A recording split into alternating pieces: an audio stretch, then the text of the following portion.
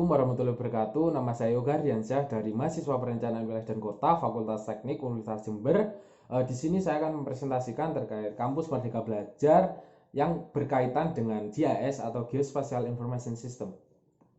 Di sini terdapat 4 urutan pembahasan, yaitu yang pertama pembahasan Kampus Merdeka Belajar, yang kedua pembahasan GIS atau Geospatial Information System, yang ketiga keterkaitan GIS dengan Kampus Merdeka Belajar, yang keempat rencana program serta manfaat untuk masyarakat dan mahasiswa secara akademik. Untuk pembahasan yang pertama yaitu pembahasan Kampus Merdeka Belajar. Di sini adanya kampus, latar belakang dari adanya Kampus Merdeka Belajar yaitu menyiapkan mahasiswa menghadapi perubahan sosial, budaya, dunia kerja, dan kemajuan teknologi. Kompetensi mahasiswa perlu disiapkan. Perguruan tinggi dituntut untuk dapat merancang dan melaksanakan proses pembelajaran yang inovatif. Lalu perubahan dan perkembangan zaman cepat membuat mahasiswa harus mampu untuk bersikap. Kampus Merdeka merupakan wujud pembelajaran yang otonom dan fleksibel, sehingga tercipta kultur belajar yang inovatif, tidak mengekang, dan sesuai dengan kebutuhan mahasiswa. Untuk semboyan dari Kampus Merdeka Belajar yaitu memberi kebebasan dan otonom kepada lembaga pendidikan dan merdeka dari birokrasi. Dosen dibebaskan dari birokrasi yang terbelit serta mahasiswa diberikan kebebasan untuk memilih bidang yang mereka sukai. Pengertian dari Kampus Merdeka Belajar sendiri yaitu Kampus Merdeka merupakan wujud pembelajaran di perguruan tinggi yang otonom dan fleksibel sehingga tercipta kultur belajar yang inovatif, tidak mengekang, dan sesuai dengan kebutuhan mahasiswa. Tujuan adanya Kampus Merdeka Belajar yaitu untuk meningkatkan kompetensi lulusan baik soft skill maupun hard skill agar lebih siap dan relevan dengan kebutuhan zaman, menyiapkan lulusan sebagai pemimpin bangsa yang unggul dan berkepribadian. Pembahasan GIS sendiri yaitu terdapat pengertian dan proses analisis. Pengertian dari GIS sendiri yaitu GIS merupakan sistem perangkat lunak pada komputer yang digunakan untuk mengumpulkan, memeriksa, mengintegrasikan, dan menganalisa informasi mengenai data spasial dan geospasial dan yang berkaitan dengan informasi di permukaan bumi. Untuk proses analisis GIS yaitu dengan menggabungkan beberapa layar data yang berbeda dengan menggunakan operasi spasial tertentu. Untuk selanjutnya yaitu keterkaitan GIS dengan Kampus Merdeka Belajar. Terdapat 2, yaitu yang pertama data dan metode. Di sini penjelasan dari keterkaitan GIS dengan Kampus Merdeka Belajar yang pertama yaitu data. Dari indikator pertama yaitu pada data ini penelitian memerlukan data untuk dijadikan indikator atau variabel dalam penelitian. Dalam GIS data yang dijadikan variabel diolah yang nantinya menghasilkan output dan hasil biasanya berupa data kualitatif.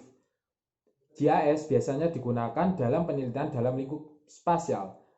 Untuk metode dalam keterkaitan GIS dengan Kampus Merdeka Belajar yaitu dalam penelitian membutuhkan metode atau alat yang digunakan untuk menganalisis yang nantinya menghasilkan output dari pengolahan data, sedangkan GIS merupakan salah satu alat yang digunakan untuk menganalisis suatu data.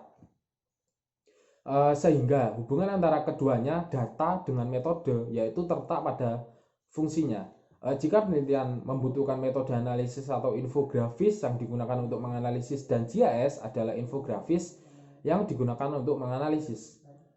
Di sini terdapat 8 program kegiatan belajar Kampus Merdeka, yaitu yang pertama pertukaran pelajar, kedua magang atau praktik kerja, ketiga membangun desa atau kuliah kerja nyata tematik, keempat studi proyek atau independen, kelima asistensi mengajar di satuan pendidikan, keenam kegiatan wirausaha, serta selanjutnya proyek kemanusiaan, dan yang terakhir penelitian riset. Di sini untuk program Merdeka Belajar yang berkaitan dengan GIS, saya memilih salah satu program yaitu membangun desa atau kuliah kerja nyata tematik atau biasa disingkat KKNT. KKNT merupakan suatu bentuk pendidikan potensi dan menangani masalah sehingga dengan cara memberikan pengalaman belajar kepada mahasiswa untuk hidup di tengah masyarakat di luar kampus yang secara langsung bersama-sama masyarakat mengidentifikasi, diharapkan mampu untuk mengembangkan potensi desa atau daerah dan meramu solusi untuk masalah yang ada di desa. Sejauh ini perguruan tinggi sudah menjalankan program KKNT, hanya saja SKS-nya belum bisa atau dapat diakui sesuai dengan program Kampus Merdeka yang pengakuan kreditnya setara 6-12 bulan atau 20-40 SKS dengan pelaksanaannya berdasarkan beberapa model.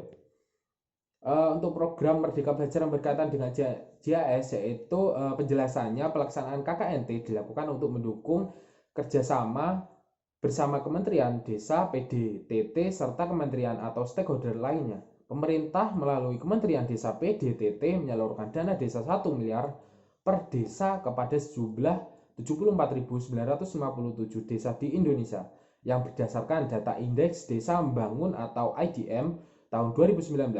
Terdapat desa yang sangat tertinggal sebanyak 6.549 dan desa tertinggal 20.128.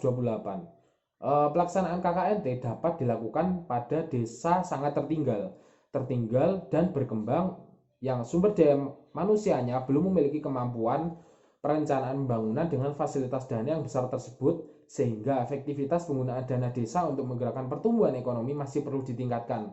Salah satunya melalui mahasiswa yang dapat menjadi sumber daya manusia yang lebih memberdayakan dana desa. Untuk model dalam pelaksanaan KKNT terdapat 4, yaitu yang pertama model KKNT yang diperpanjang. Di sini definisi dari model KKNT yang diperpanjang yaitu mahasiswa diberi kesempatan untuk mengajukan perpanjangan KKNT selama maksimal 1 semester atau setara dengan 20 SKS. Untuk yang kedua yaitu model KKNT pembangunan dan pemberdayaan desa, yaitu pada model ini perguruan tinggi bekerja sama dengan mitra dalam melakukan KKNT pembangunan pemberdayaan desa berdasarkan peluang atau kondisi desa dalam bentuk paket kompetensi atau pengembangan RPJMDes yang akan diperoleh mahasiswa dalam pelaksanaan KKNT. Untuk yang ketiga yaitu model KKNT mengajar desa, pelaksanaan kegiatan ini diutamakan pada mahasiswa program studi pendidikan. Bagi mahasiswa di luar program studi pendidikan dapat melakukan kegiatan mengajar sesuai dengan bidang keahlian dalam rangka pemberdayaan masyarakat, misalnya penerapan teknologi tepat guna. Untuk model dalam pelaksanaan KKNT yang terakhir yaitu model KKNT freeform. Mahasiswa diberikan kebebasan untuk menentukan dan melakukan bentuk program KKNT yang akan dilaksanakan bersama mitra. Untuk selanjutnya itu keterkaitan KKNT dengan JAS. Untuk yang pertama yaitu dengan JAS mampu untuk memetakan lokasi permasalahan kawasan pedesaan.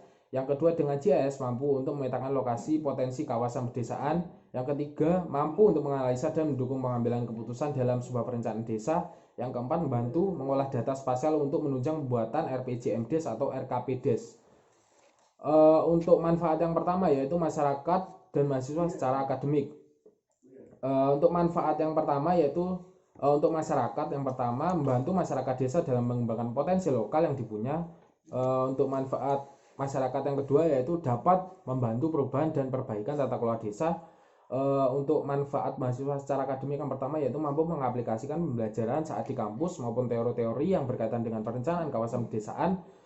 Untuk manfaat mahasiswa secara akademik yang terakhir yaitu memberikan pengalaman belajar dan bekerja kepada mahasiswa tentang penerapan pengembangan ilmu dan teknologi di luar kampus, melatih para mahasiswa agar lebih terampil dan dalam memecahkan masalah yang ada di dalam masyarakat agar dapat mampu memberdayakan masyarakat desa itu sendiri.